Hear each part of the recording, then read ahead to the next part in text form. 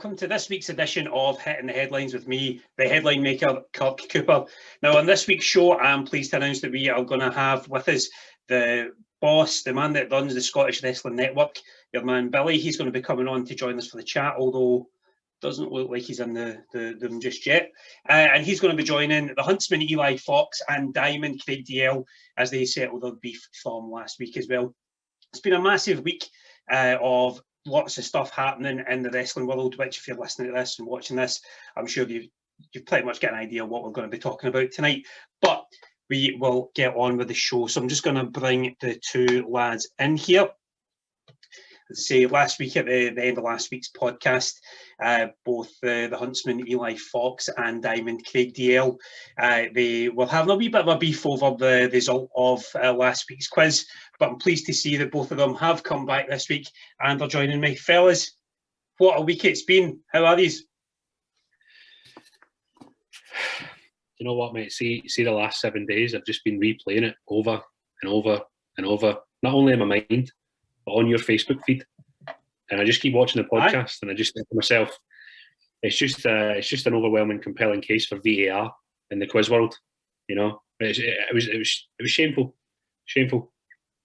But I fucking on. How about you? I couldn't agree. I'm good, Kirk. Thanks for having me on. No, I completely agree with Craig. It's definitely VAR decision, because it will show that I won, regardless of what way you look at it in any of the four dimensions. The fifth one being these pecs and guns right here. Now, Craig, I know you feel like a runner-up, but trust me, you don't come across as a man that runs. With that being said, I'm good to be here this evening. I'm feeling lucky this evening. So I am. Good stuff. Well, guys, I'm glad that you are on board for the podcast this week. We've got a lot to unwrap. And when it comes to settling the quiz, we'll get to that at the very end, because there's no point in us, shooting our load early on here. We'll build up to it. It's what people want to see, isn't it? It's a long term booking, this thing. So it is what people want. It is as well. Now, I was hoping that Billy from the Scottish Wrestling Network, who also hosts the podcast, I was hoping that he would be on by now, but I've been waiting about 5-10 minutes for him. So we'll just get cracking on and start off by hitting the week's headlines. Now, Craig, I know that you're not as much of a watcher of current wrestling at the moment, but there's no way as a wrestling fan that you will have been able to avoid what this first headline is about. And that headline is "No Pyro, No Party." With that ending to the exploding barbed wire death match at Revolution at the weekend proving to be the bang not heard around the world, what can All Elite Wrestling do to recover from the most embarrassing moment in the company's history so far? I mean, it was bad, wasn't it? It really let's just get that out right away. Like, it was bad, man. Like, I know you're saying I'm not much of a watcher. Obviously, I've got 3 kids, so I try my best to fit it in and around playing Royal Rumbles with them. But I did actually watch the match, and I thought it was class. I really thought it was class. Everything they did was spot on, and then they got to that ending, and then when your man Kingston runs in and starts, covering them as if it's going to be at World War III, as if it's a nuclear bomb that's there, and then the sparklers. I've seen bigger explosions on fireworks night. There's bigger explosions up the Shankle on Sunday night, celebrating Rangers winning the league, than what happened at Daley's place on Sunday night. And I know, Eli, I know that you're not the biggest All Elite Wrestling fan, but you were kind of tweeting along with me as the show was going on. What were your thoughts on just the build up and then the visual that viewers were left with at the end there? Very hit and miss throughout the night. I did, as I said, I followed along with yourself on Twitter. Some parts were class, and I'm not a fan of AEW. I will say that. I don't think they should be even put in the same category as any of the W's programming. But see, when you get to the end, as Craig said, what a visual. Kingston, he's loved Moxley, he's hated him, he's legging it to the ring. I was legitimately expecting, I'm not saying blow the entire place up, but could you not have collapsed the ring? Yeah. Could you not have all the boards on the outside, do Kane's pyro, or just put it at the hard camera wall and blur our vision? And then when it comes back, have EMTs run down. You could have done so much. And then Tony came on Twitter and said, "Oh, what do you want us to do? Blow up the arena?" Well, you had an empty arena. It was the best time to blow it up. You know what I mean? There's minimal. I know there's no crowd, but it just got to hear with the match, and then next minute, it was disheartening. It wasn't annoying. It was just, I feel bad for them because they're trying to make even when you've got Kingston and he's running in the ring, it was what, 27 seconds that he was in the ring and he's begging for help and he's covering Moxley. Why not just have him going around the turnbuckles, doing something, trying to disconnect it, a bit of clippers, and then that makes up for the lack of it. And then, like you said, there's still a bit of an explosion. The ring collapses. You get that visual from the hard cam. Even loads of smoke. I get that have the camera shake like that. Have the camera shake back and forth. And then, well, if they could do it with the Blair Witch Project, they could have done it with that. They can't use the excuse of they couldn't have done it because they'd done a fantastic cinematic match before it. So they had the production to do something cool. Like, it just looked crap, Chris. It just looked absolute crap. It did, and the way that Tony Khan and John Moxley and Kenny Omega in the aftermath of it, the way that they came out and covered for it, do you think that doing that kind of damage limitation where it's like, Kenny Omega is not a bomb expert, and Moxley, ripping him for that, do you think that was the right way to go about in the immediate aftermath of it, or do you think they should have just owned up to it and said, look, we fucked up? Should have just owned it, just own the mistake, just go, do you know what, we cocked up, we could have done something better, we didn't, and just cock up. Because one of the big things that people don't really like about WWE is the fact that it treats the fans as if they're idiots, right? That's the way it is, with the whole shoving Roman down our throats and the fans will love this, they'll love this because they're so out of touch. One of the things that All Elite Wrestling's been getting, and I'll dip in and out because there just seems to be loads of like new people coming on and stuff like that. But one thing they've done is they've always tried to treat the audience as if they've actually got an ounce of intelligence. Just come out and say that. Just come out and say, look, you're all grown men here. We fucked up. We'll do better next time. If they'd have done that, everybody would have forgotten. Not forgotten about it, but it'd just been like, fair play. Let's crack on to the next storyline. Well, I think, I'm in agreement. I think they should have owned it. But the way that it played out on last night's Dynamite, I don't know if either of you seen, how they got around it, how they explained it. They basically explained that Kenny Omega mocked it up. It was his fault. He messed up with Moxley and Kingston were going on about how it was crap at building bombs. Kingston explained his actions, for the cell by saying that it reminded him of, the beatings he would get in jail and the mental health aspect of it and the anxiety of it, and he passed out from it, from seeing his friend in so much terror.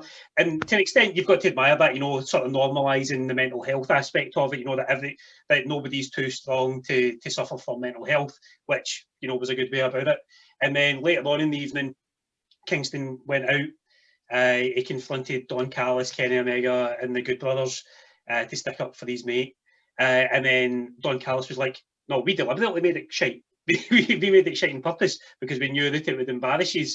And then, one of the weirdest things you'll probably see in wrestling, something that Jim Cornette is going to have a field day with, Kenny Omega lies on his back and shouts at Kingston while Don Callis is above him, 69, me Don!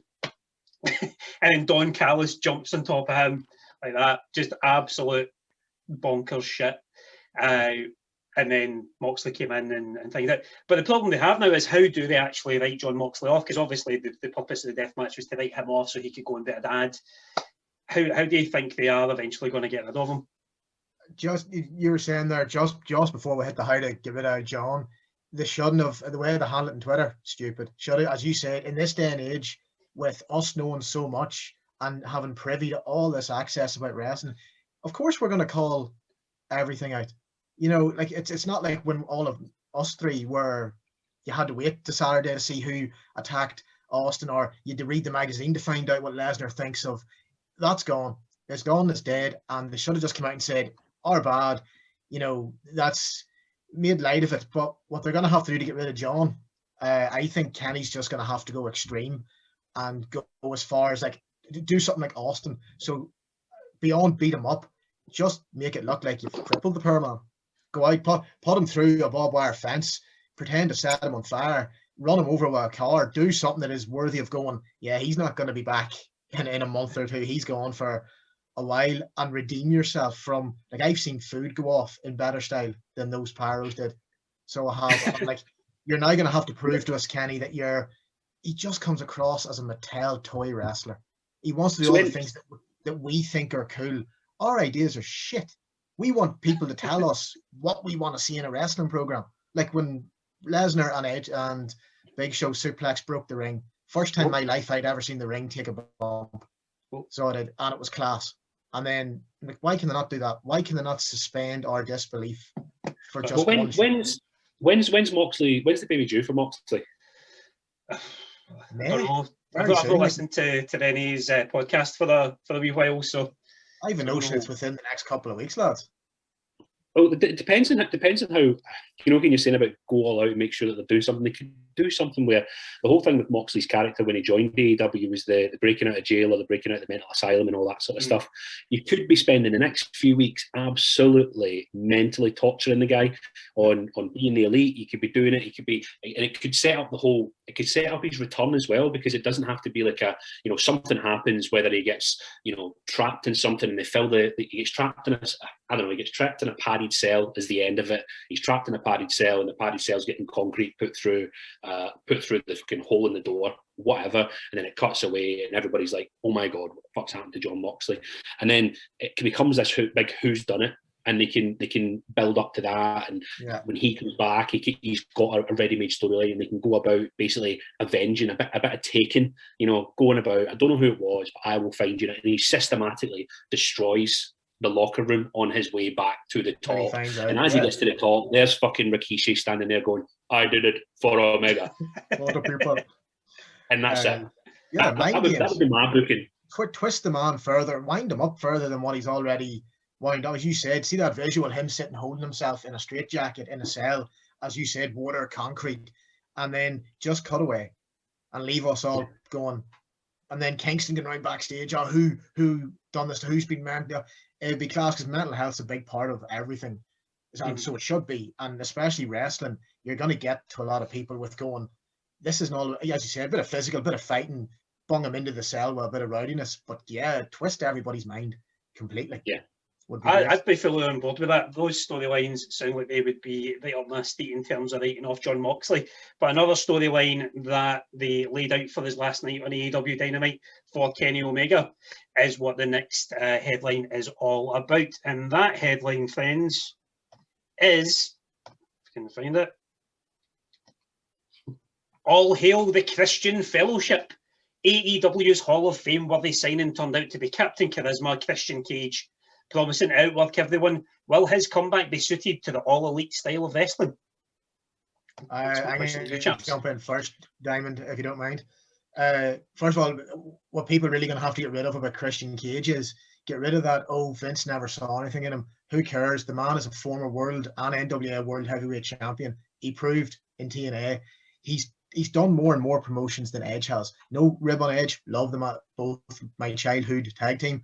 But Christian will suit very well in AEW, in my opinion, because one, he doesn't have to go the speed of light anymore, because he has all the years of upstairs training, and he knows how to put himself over. He's worked with Sting before, Jericho, Show, so he knows the type of people he can and can't work with. But Christian's unreal, and he's proven that when he's putting a new company with people he maybe doesn't know, say Hangman, for example, we don't know if they've ever met each other, he can put other people over. And I think he's going to do. I think they've got plans for him, and I hope he gets that big, spectacular run that he deserves. Well, I mean, we are kind of looking at, a potential Christian Cage as AEW World Champion and Edge as WWE Champion or Universal Champion, whatever it is, over the next couple of months as well. And 4 or 5 weeks ago, we were all like, we were going to see Edge and Christian going at it for the same title, or we're going to see them going after tag titles again. But now that's been completely blown out the water. My fear is that, I know that you said about, Christian, he's able to slow things down, he's intelligent, that kind of thing, but they're thrusting him straight into this Kenny Omega feud by the look of it from what was going on last night. And I just think, we're used to seeing Kenny 100 miles an hour all the time. Yeah. Do you think he's capable of having a Christian match? I think Christian's capable of dragging him through a Christian match. Look at Christian. The man's not out of shape by any means of the stretch of the imagination. He looks like he's ready to go, but Christian never moved at Omega, Phoenix, for flying. He was fast. but he just wasn't that what we would consider. But I think he'll be smart enough to know what he can and can't get away with, and he is the veteran. Get into it, so I think he'll look after Omega. So he will. When I read about the fact that he was the big signing, right, I thought his signing, the way he did it, was class, right? Just in the ring, sign the contract, walk out. That was brilliant, because sometimes in this whole thing, less is more. I thought, right, that's good. Let's see what they're going at. And that was my thing about thinking, right, he's a slower worker. For me, the perfect start should have been Orange Cassidy. Two slow guys, methodical. There could have been a lot of fun there, comedy characters, but Orange Cassidy shown with the Jericho stuff that he can be really good, and he can be that big thing. And it's another star that he could have feuded with, because they've got long-term booking in AEW. They've got a star he could have feuded with, and he could have got him over even more. And even but it looks at things he's getting into this top program with Omega. And for me, I don't see what all the fuss is about Omega. Yeah, I might be wrong, but for me, it's just not something that gets me excited. All I'm thinking about when I seen he was in that program with Omega, I was thinking about what we're not getting with Christian in WWE, right? And if you look at what we're missing out on rather than what we're going to get, Christian v Daniel Bryan, that would have been incredible. Christian and Edge reuniting for one last run, one last hurrah against the fucking New Day. Can you imagine the 5-second pose versus Bootios, like the promos that would have been going across those two? I was watching some old school Edge and Christian videos, and they're very, very funny. Could you imagine how that would have played out with them two teams going after each other? You could have had Xavier Woods with his trombone, and then Christian's like, you're not the first musical person and you won't be the last, but I was the pioneer. And they bring out the kazoos. It writes itself, and that's just something that we've missed out on. And I don't know why WWE didn't push the boat out to sign them back, but I just can't help but think about those missed opportunities. I really, really can't. And I think, like I said, even Christian versus Daniel Bryan, what a program that would have been. Well, I mean, that's Daniel Bryan and Christian, two guys that have suffered through concussions and stuff, and that's my big fear, putting Christian in a feud straight off the bat with a man whose matches are 90% kneeing you in the head, kicking you in the head. You know what I mean? That was my big fear when I saw that last night. But the two of you are absolutely right. Although we may be missing out on a lot of good stuff potentially in WWE, there's plenty of guys in AEW that he's worked with before. You'll know the lie of the land through Jericho, Big Show, Sting. Even, I'm sure he's had these dalliances with the likes of Tully Blanchard and the older guys in the past as well. So we've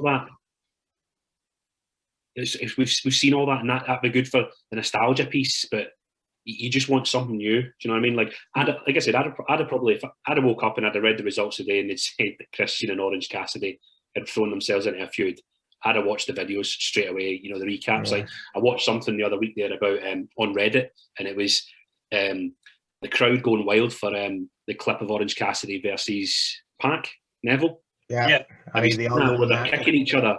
Like, that shouldn't be over, but it is. And that's the kind of like way we are at the moment. We love daft stuff, right? We love daft stuff. We love stuff that's a bit funny. And I don't know, the Omega versus Christian thing, you mentioned there Big Show, you mentioned Jericho. We've seen that all before. Christian versus MJF. Now that could be one.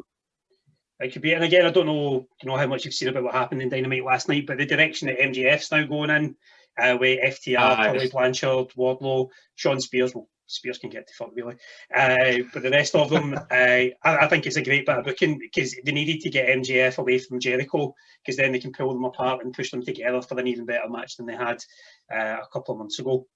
So I'm maybe not as overjoyed at seeing Christian joining All Elite as I was when I saw him back at the Rumble, but I think it's still a very, very interesting time for him to see what he can do over in Jacksonville.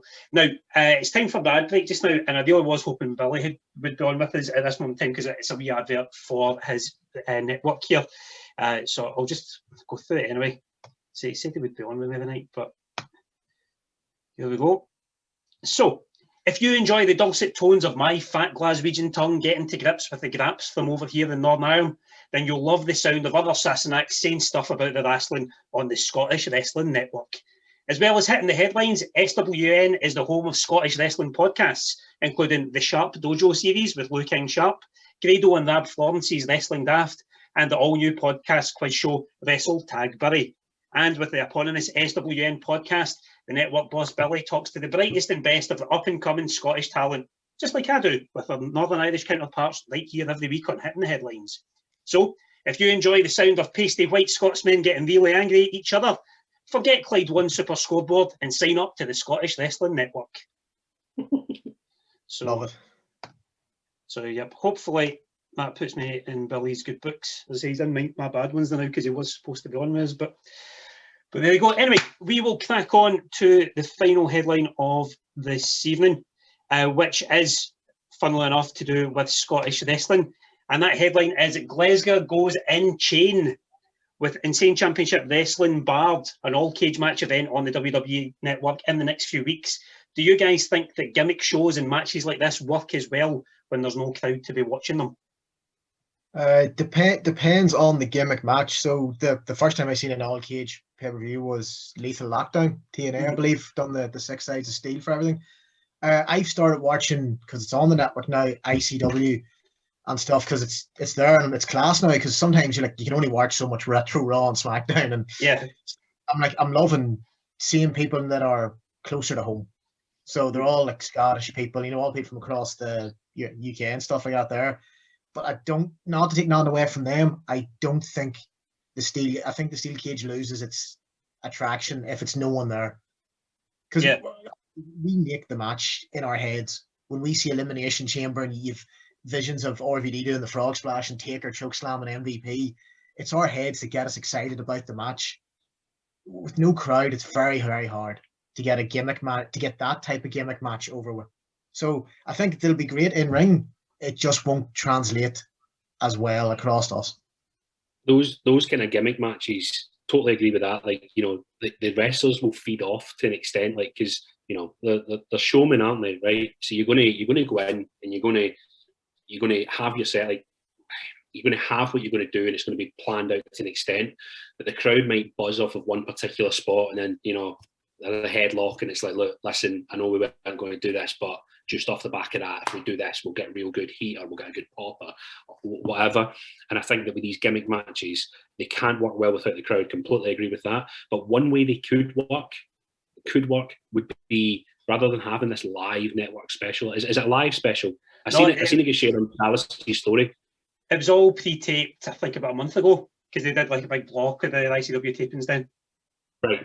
So if it's all pre-taped and stuff like that, if it was more of a cinematic match, like the way your Money in the Bank was, if it was they kind of gimmicks, like the whole fighting in the gym, fighting in Mr. McMahon's personal gym, fighting in Mr. McMahon's office, and then getting telling off, and all those little things make up for the lack of crowd, because you got this behind the scenes access to WWE that you didn't see before. So unless they've got something where it's like they filled that block and then they've cinematically produced some of the match, then be interested to see it. I love watching the old ICW stuff when it comes up on Facebook, and some of the stuff that I've seen is mental. And I want to go see it properly, especially after that when we went to the Asylum, Chris. Yeah.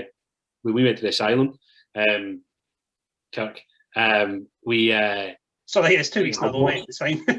I don't want to peel back behind the curtain too much, you know what I mean? Can't even let people know what's going on. But when we went to it, I started watching a lot more of it and looking out for more sort of local shows, because they were just sound lads. And I've watched some of the stuff that they've done in the past, like Rhino brawling in the streets with Drew McIntyre. That would look good in a cinematic match, but it looked even better when the crowd was there. So, both things would be good. But it just depends on how they went. If there's no crowd, you need to go cinematic. You can't just go straight up in the ring when you have a 45-minute cage match. The bonus part. Well, you can't land in and just start firing off standard cage match stuff. That's, as you're 100%, Craig. Come in and give it that. I don't know if you see the Rumble. They had this class camera angle from if we're looking up the entrance ramp on the left, and as they were coming in, it just pans past, but it does this lovely slow motion John Morrison thing, very cinematic looking for the Rumble entrance, because usually it's just legging it down the ramp as fast as you can, sliding in and doing your bit. It looks cinematic, it looked class. And I mean, if you're going to do a cage match, give me give me a film inside a cage. Give a wrestling match. I think that's what they could do, and It'd be good to see if they have been able to do that. I mean, you mentioned there, Craig, about being in the asylum. That's where they have been filming all the ICW shows for the network. It has been filmed in there. So you know how tight that place is, you know how small it is. And like, it baffles me that they're even able to get a cage up in it, you know, from thinking about how low the roof is in it. Tiny. But I think with that kind of claustrophobicness, was that the right word? I don't know. But that kind of tightness, that shortness of space, that could play well into it, because it will make you feel as if you are actually in the cage with the wrestlers. But the whole event, it's 4 back-to-back cage matches in a row with no crowd. My worry is, you know, you might get an adrenaline-filled first match, but how do the next 3 top that? You know, because, you know, Eli, you know how, you know, when we're doing shows and stuff, you know, there's a certain build to a full event. You know, you don't give everything away in the first match. You build up to the main event. I just don't know how having 4 on that one card is going to work out. But I'm excited to see it. I'll definitely be watching it, because I'll probably give it a spin myself, just to see what all the sort of fuss is about. Like, but it's like you said, there's only so much you can do in a cage match. There's only so much you can do in that tight space. And if anybody's on the microphone, I feel sorry for them in there, because they just know that I cut the most Hall of Fame worthy Scottish wrestling promo in that ring. So nobody will top that. It was a stellar promo, although I think for me on the day, and again, sorry to exclude you for this chat, Eli, basically we were there as part of a stag do for my cousin Barry, that's him there. We went for Barry Mania at the GPWA, and everybody got to like take part in some drills, some like learning the basics kind of thing, and then we had to cut promos in each other. So Craig did a fantastic job, you know, scathing promo in the ring in front of Jack Jester, Dead Lightning, Mark Dallas. But for me, and again, bit of an in-joke based around my cousin's relationship with his own dad. One of the lads just came out to the ring looking solemn, with his entrance music as "Dance with My Father" by Luther Vandross, and it just hit every note perfect. It was superb. It was a great day, absolute great day, and I just wish I knew more guys that were ready to get married, so we could do that as a stag do again, just to get out of there. So if you're listening, Claire McGee, Eli might have a question for you at some point. Or not. The silence deafening there. Silence is deafening. But yeah, I've plans, Chris. I have plans. Good to hear it. Good to hear that. Fucking curtain. But yeah, I've enjoyed ICW. They don't involve her. Well, yeah, it would have to. It'd be weird if I proposed to myself. Well, I probably would. I'm not big of an ego, so you know. But yeah, I've been enjoying ICW since they came on the network, because obviously following yourself on the socials, you were retweeting stuff from ICW and putting up clips, and I was like, oh, check it out. It's class, like. So I'm looking forward to it, but I just want to know how they're gonna film it. That's what I want to know. My favourite. Sorry to go a wee bit off topic, but see, my favourite ICW moment was the whole Drew Galloway versus Grado. See when they had the riot in Box. Yeah. Box is a really, really small bar. Would you classify it as a nightclub? But it's a small bar. For reference, Eli, the main bar is probably as big as the Yard. It's a tiny wee pub. That is tiny. And half of that's a stage. Half of that's a stage for the bands that play on it. Stage along the back, and then you get the bar down there, and then there's the tiniest of walkways to fucking. It's a room. It's a room with a bar and a stage in it. Wouldn't it survive in COVID times? You do social distancing. There'd be one person at the bar, and the rest would be outside. Yeah, it's tiny. But if you watch that whole feud back, see the build up to it, and then when they have the brawl, I think Galloway sitting asking questions, and then him and Grado just can go at it, and he smashes a glass over his head. The whole place was mental. The whole thing was mental, but unbelievable. Like, just passion, kind of passion that you don't get to see. Guys, sorry. Billy, I can't hear you, mate. No, don't know what's up. Sorry, lads. Sorry. He's eyeing you. Yes, it seems like it. Like he was phoning there, but it's just I'll just need to let it go to voicemail, whatever. Yeah. But sorry, you were saying there. Just saying ICW's fucking class. As I am in agreement with that, and that kind of leading on to what Rand finally is going to be there, Craig. Obviously, you know the GPWA, it's set up in Denniston Townhead, near where we used to live. Do you reckon that, you know, 15 years ago when we were living in Fir Park Terrace, you know, 5 minutes away from it, do you reckon if we'd been savvy and if it had been there, we would have had a shot at it? 100%. I was genuinely, so see after last week, and we were talking about the next day, me and you, and I remember I thought I'll look back through my hard drives and see if I can find the scripts and stuff like that, and then couldn't find them on the hard drives because they were corrupted for some reason. But I looked back through my emails, and when I was looking at it, right, all I could think about was, this is something that, see with the way that the BBC Scotland is just now, this is something that it would stood a chance, and it's something that's right up the street of Grado. And I was actually thinking of just absolutely bombarding Grado to see if we would have a look at the original idea and see if we can get it off the ground. But I don't know whether before we get into it, I'll do the whole stick. So, and finally, because you know that's what I say these days. And finally, with it recently being the anniversary of 5-Star Wrestling folding after some horrendous TV shows across the UK, what would be the best way to bring Northern Irish or UK or Scottish wrestling back to primetime council telly and make it stick? Now, the reason that I brought that up, obviously, I was watching the 5-Star stuff that was going up online. I talked to Rocky Star about it before he went in a cream puff the other week there as well. But it was, you know, it was done about the same time as World of Sport as well, where it was making its comeback, and it was a way that they were going to try and get wrestling back in the prime time on television, but it was just failed from the start. They were booking out, you know, 20,000 seat arenas and getting 400 people through the door, all that sort of stuff, and ultimately it failed. And that reminded me of back in 2010 when myself and the Diamond Tier, we started writing a script called Falls Count Anywhere. So Craig, I'll let you go into depth about what it was going to be about. And Eli, you can tell us if you think this would be a good setup for a sitcom about wrestling. Yeah. To be honest with you, he was just going to follow the fortunes of a lad trying to sort of make it big in the world of wrestling, right? And we had obviously no insight into how it was, but it was going to basically consume every aspect of his life.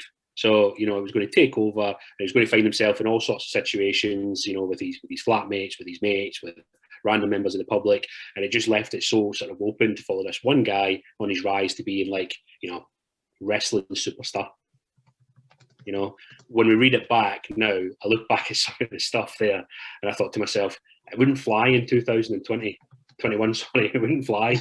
But back then, it would have flown, and it would have flown decent, you know. I think that I don't know if you're going to go into the... It was very much of its time. You know, I'd forgotten a lot of the stuff that we'd written for it. But reading back the scripts today, looking at it with 2021 eyes, it's dubious as to whether we could get away with something. I still think the premise of it. So basically, as Craig was alluding to there, the premise was it was going to be about 3 guys who inadvertently get involved in the world of wrestling in Glasgow, and you know, it's all about, you know, how they get into it, how they start to make waves in the local scene, kind of thing, similar to myself and you, Eli. And I think looking at it now with my experiences and with experiences of guys like yourself and Jack Riddard and all the other guys at training, I think I could probably round it out and make it into something.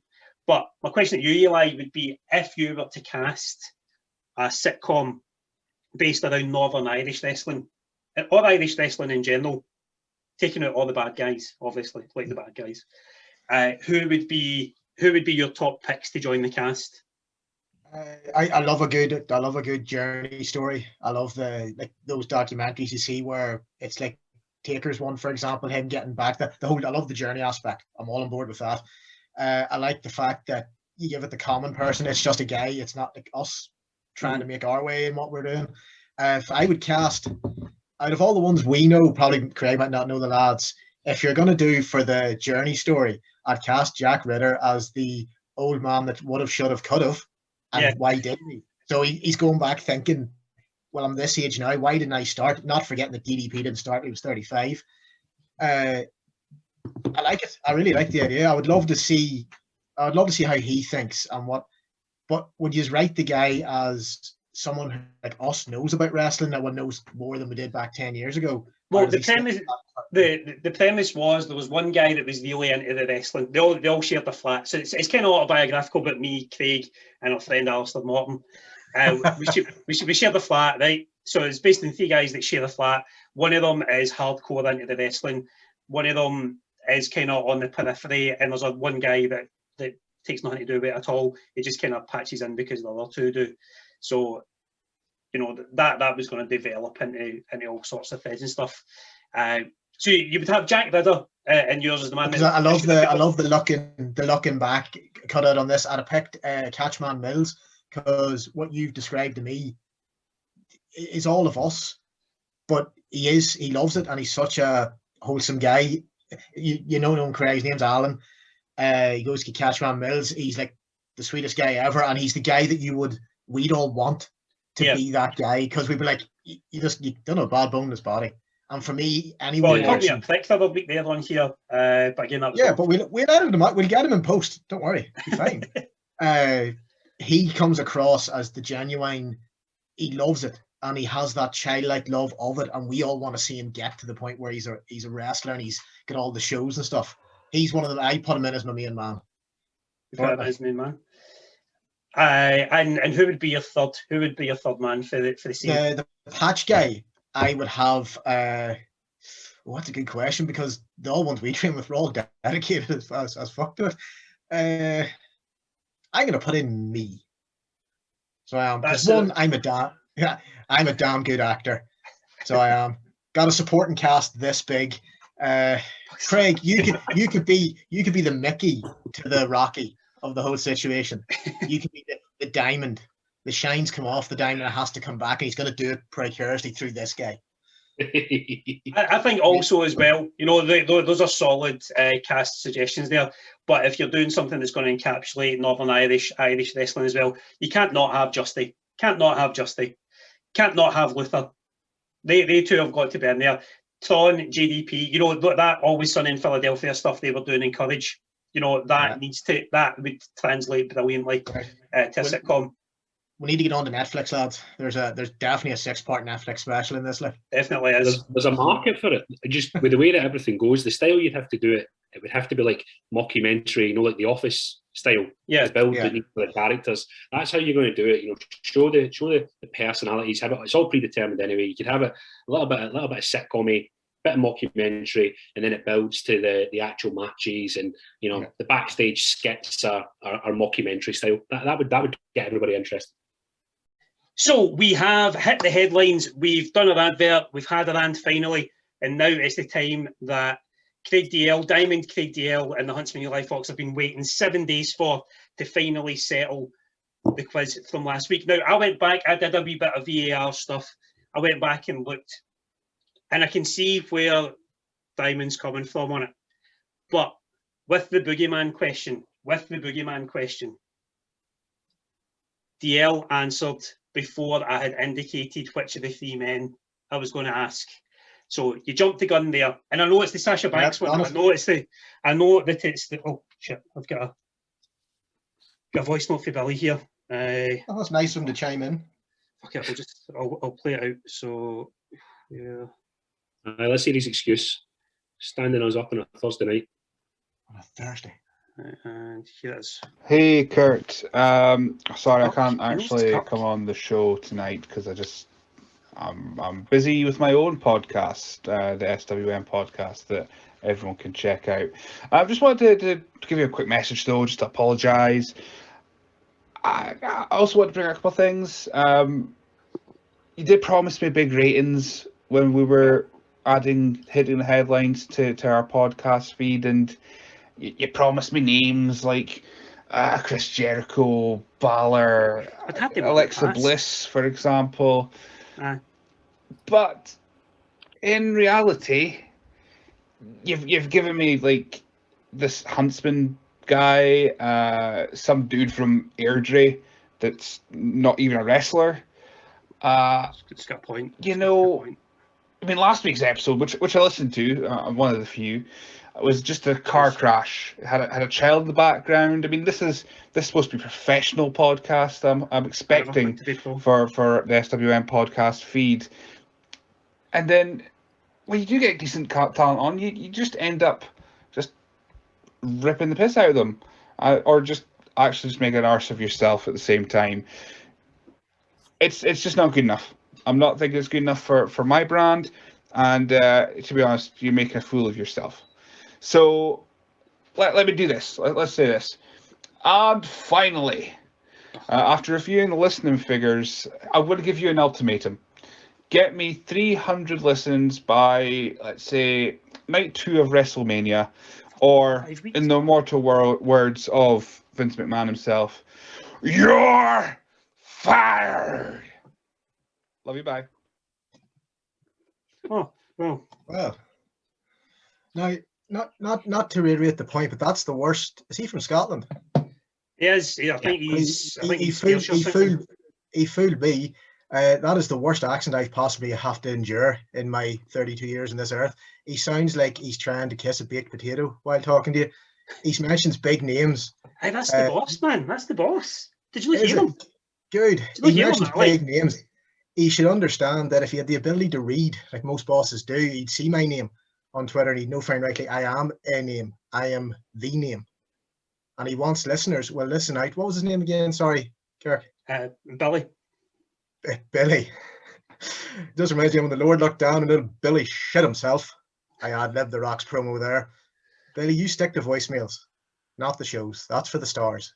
The views of Eli Fox, the Huntsman, are his and not those of hitting headlines. Fuck, 300. I mean, it sounds like you're going to be out of a job soon anyway, mate. What you worried about not being associated with that for if he's fucking pulling that one? All right, maybe I'm not a wrestler, right? So I don't run around a ring. I don't throw clotheslines here, left, right, and centre, right? But one thing I will do is fucking swift left hook to his jaw, and that'll be it, over and done with. Right? Cameron, I'm enjoying being on the Scottish Wrestling Network. All right, I'm enjoying getting about 10 listens a week off them. But 300, I think. Just going back to his accent, right? He sounded like your man Barry Glendenning off the TalkSport, the Irish fella. You know what I mean?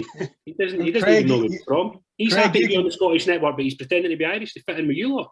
Craig, I was going to say, Craig, you can swing as much as you want. You'll still be a loser like last week. Wow. Right. Well, thanks to Billy for attempting to come on. Right, we need to get this wrapped up. So, I know you guys are eager to find out how you're going to settle last week's differences. Again, also before there was interrupted there, Sasha Banks, Eli Fox, you did cheat, but 20 Jaffa I got it wrong. As the referee, I got it wrong because John O'Maguire was closer than the pair of these. He went over, but he was closer than the pair of these. So, that's on me. That's on me. So to make it up to you, I'm gonna let you in on a little secret, a little almanac that I like to call the WWE Encyclopedia. Just announce me as the reigning, defending, undisputed quiz champion. I never cheated in my life. Especially not on a podcast where it's a title that I have to win. Never. Right. Well, to put this to bed once and for all, I am going to give you some clues to a WWE wrestler from as long ago as this book goes. You're sorry, just make sure, Kirk, at this point, my good man, my excellent host, charming host, good smelling, excellently groomed host, you said we're just about to jump into the question segment. Yes, one question, one question only. Right, well, just one question. In fact, it'll be more than that. And it'll be one question with wee questions inside it. No problem. Listen, sorry, just pardon me for one moment. There appears to be someone at my door. It's probably to get my custom-made title that Craig never won. Be back in 1 second. Oh, hey, it's your time. Hey, what are you doing? Hey, you stupid bum. Stop attacking me. Ow. Now, I didn't attack Eli Fox not to come on this podcast. So get reading. Is that El Generico? No, it looks like El Generico, but it sounds more like your boy off Give Me Headpiece. Right, so my daughter has put a My Little Pony bookmark in here in the WWE Encyclopedia. I am going to read out the height, the weight, the place the wrestler was from, and the titles that they've won. Okay, so I'm going to give the height, and then I want a guess from each of you on the height as to who it could be. Then I'll give the weight. Then I want a guess from you, and then I'll go through everything until we get to their signature move, at which point whoever says the wrestler's name first will win. Okay, so this male wrestler has a height of 6'1". Diamond Craig DL, who do you think is 6'1"? John Cena. Incorrect. Eli Fox Generico. Generico says Randy Orton. Incorrect. Weight at time of publication, 212 pounds, or 15 and a bit stone, if you want to class it that way. El Generico, you go first. Eli Generico. I'm thinking. I'm going to say it has to be Billy Kidman.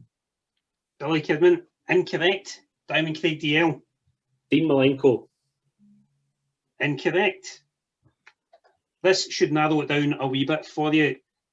This wrestler is from Toronto, Ontario, Canada. Craig DL.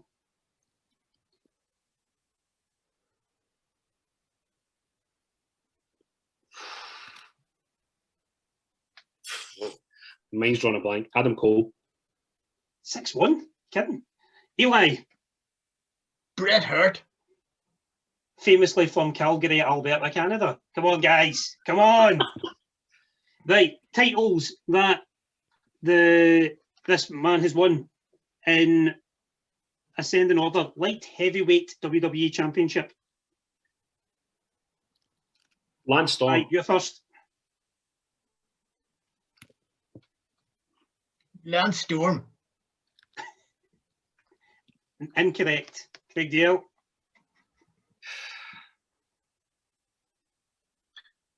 Light heavyweight champion. It's one of 7 titles that he held while in the WWE, WWF. Owen Hart. Incorrect. I'll give you the next 2 to speed things up. Hardcore champion and tag team champion. Yeah, will you go first this time?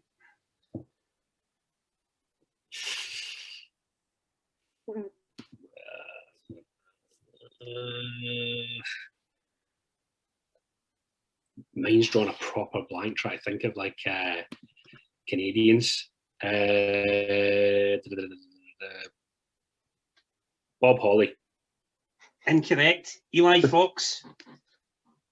Crash Holly. Crash Holly. Incorrect. I'll give you the next 3 titles that he's held. European Championship, Intercontinental Championship, ECW Championship. Eli Fox, your first here. Crap.